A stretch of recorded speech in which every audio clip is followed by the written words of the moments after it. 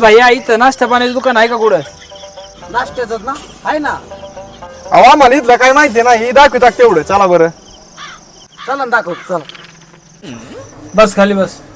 गुलाबजाम plate दे. नाही ना. घे. हा नको नको. हा घे घे घे. डोळ्याला का लागलाय का?